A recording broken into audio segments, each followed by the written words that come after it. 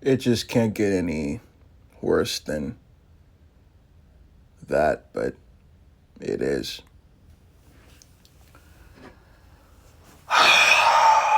The 2020s, I believe it's where we effed around with our freedom by taking it for granted. And we found out when COVID-19 came out.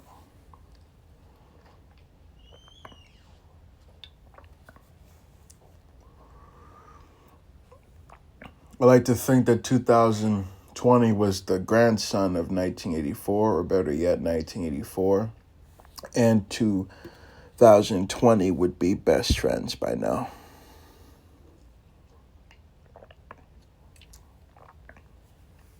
Pardon me. Smoking a blackened cigar and drinking Arizona Southern style real brewed sweet tea. Southern style. Side note, I don't like the new colorway they put on it, but maybe it will grow on me. I like the old school one where it had the red Arizona letters and the rest of the can was mostly white. I love that, but not to get off topic.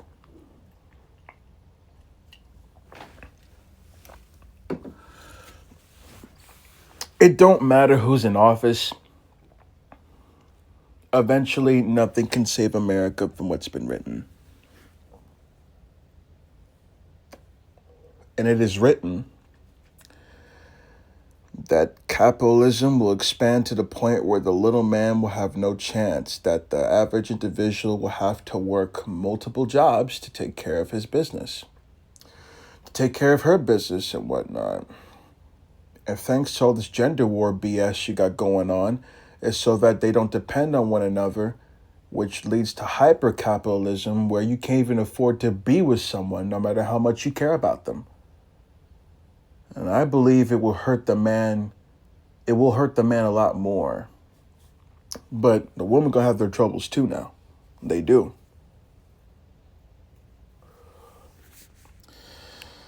I don't think people understand how ugly this is gonna get for people. You're gonna sit here and tell me that this economy was gonna get better once Trump was in office? You have to understand they're both sides of the same coin. It's just a matter of how they want to screw people over. Or at least in my opinion. You're free to believe in whatever you want to believe. But me personally, I would not trust a group of people that aren't even affected by the dumb choices they've made. It's like isn't bought justice isn't blind, it's bought and paid for, you know? But not to get off topic, it's just saddening, you know.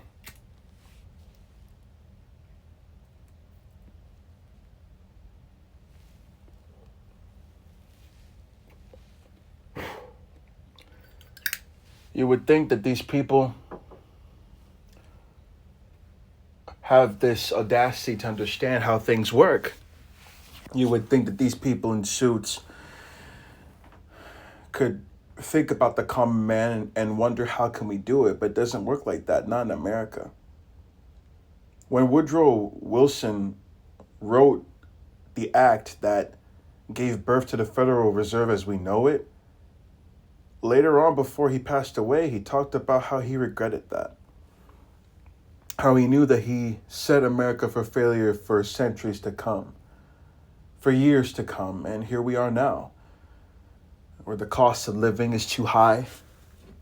The debt is so big that you would have to go broke just to get out of it, and you can't do that when the rent's due around the corner, and that's not to mention the amount of car payments, uh, overdraft fees, um, utilities, and other stuff like paying for your internet and your phone bill and your car insurance. Nowadays, the job market isn't even it right now.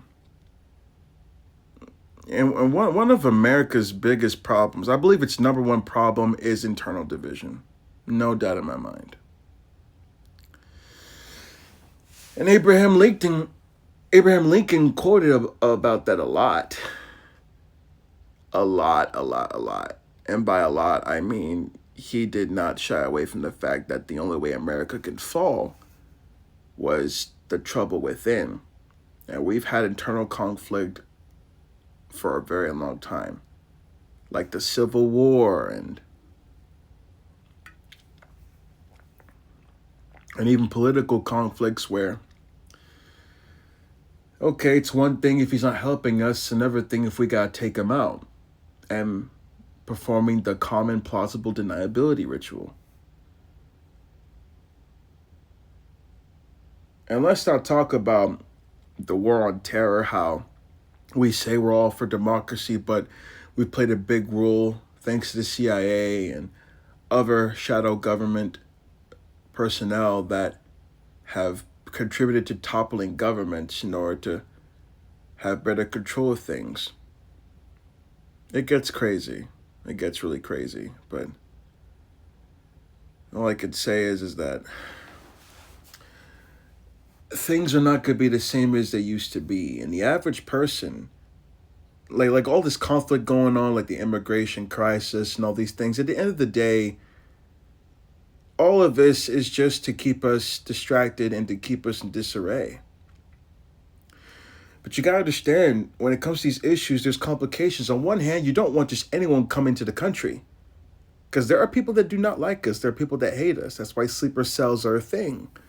But at the same time, to become an American, to become someone who genuinely appreciates the culture and the life that we set up for these foreigners, you can't be an American overnight. There's a process. And God forbid you're trying to get that process done, but then they just deport you anyway. That's a heartbreaker. But needless to say,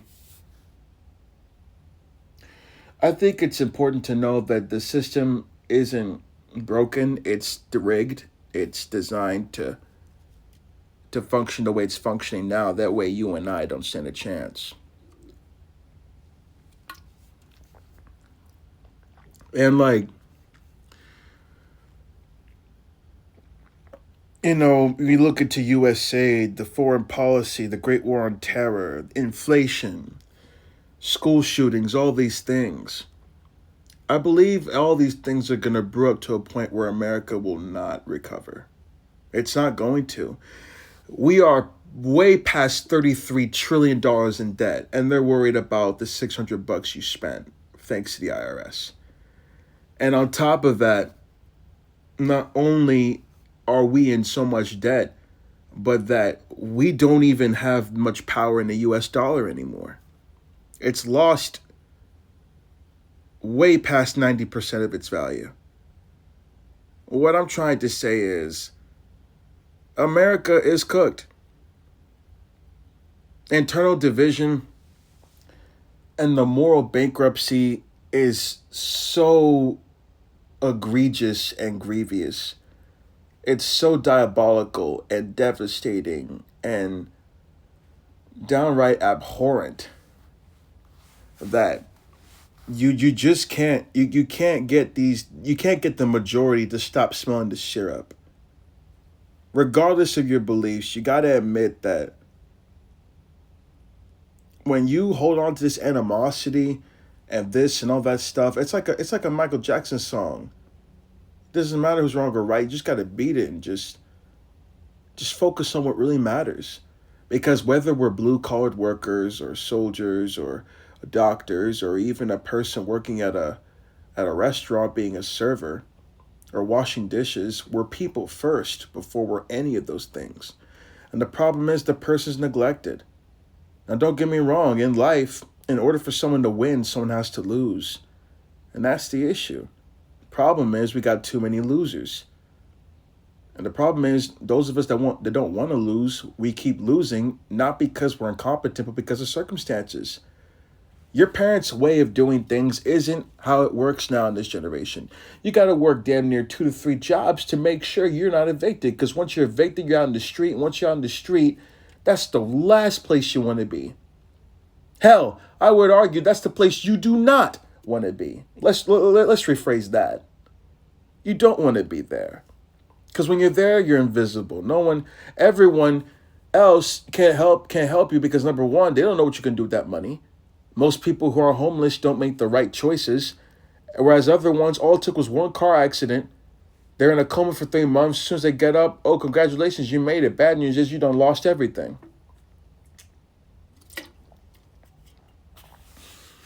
I met someone like that who lost everything because of a violent car accident.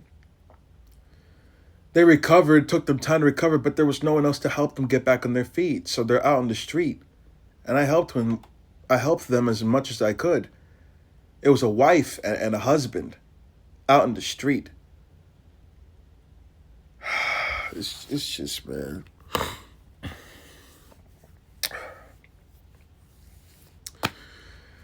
America, the United States of America is not a nation necessarily. It's not even like, dare we say, a country. It's a business for the most part. Because you got your melting pot of people from all walks of life who are trying to make something out of themselves. And that's how it should be. That's a beautiful thing to look at. But the issue is nowadays, everyone is so blind. Everyone is so caught up and full of themselves that they're not willing to be self-sufficient. They're too dependent on people who do not care about them.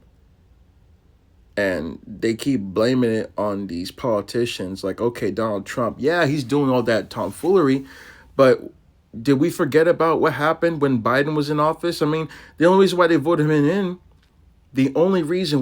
him in, was because Kamala Harris was sane-minded.